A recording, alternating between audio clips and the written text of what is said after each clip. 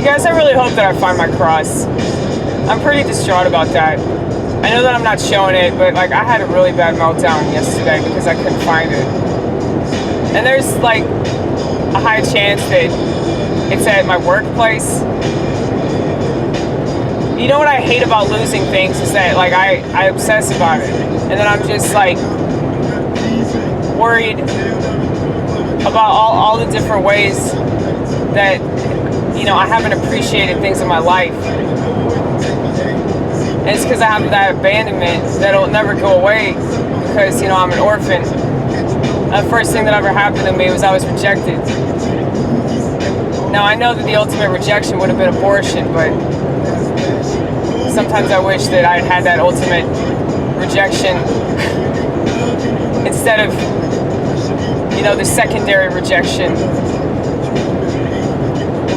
I know that makes me sound ungrateful, but something I can't help but notice is that the majority of pro-lifers that I've met don't know what that's like to be an orphan.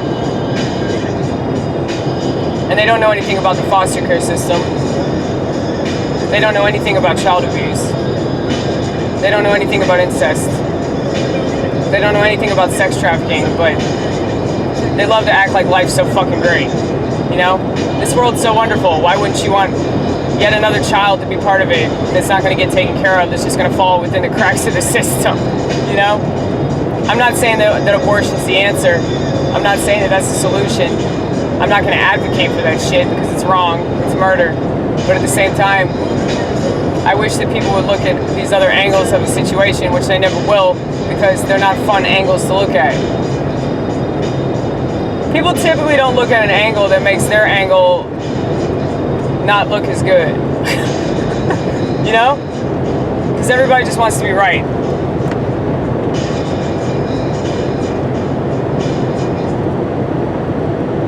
I mean, if you think about that, I mean, it's pretty logical.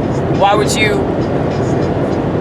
look at another position that makes your position look flawed, or it sheds light on it? It shows how your position is kind of ignorant.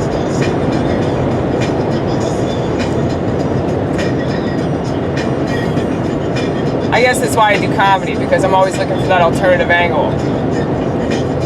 I'm a classical liberal in that way, I suppose. I've changed my mind so much, you guys, but I prefer it that way. I prefer not to have my mind made up, because that's fucking boring. You're a boring ass person if you just refuse to change for anybody, you know? I mean, I shouldn't talk because I still don't have a smartphone, but you know,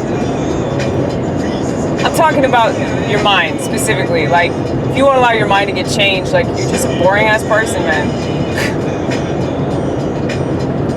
No, man, I'm not gonna grow, I'm not gonna evolve, I'm not gonna learn diddly squat. I'm gonna stay in this position forever. How do you know it's the right position if you've never looked at any other position?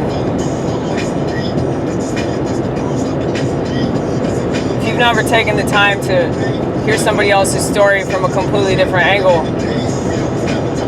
if you haven't taken the time to listen to somebody that's from another neighborhood or another state or another country with a different religion and a different perspective, how do you know that your perspective is as good as you think it is, or rather as good as you've been told it is, because I'm sure it's not your actual perspective?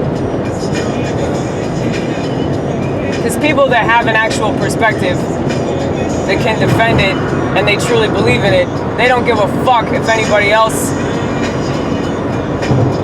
has that perspective. You don't have to believe in God. You know, I believe in God enough for everybody.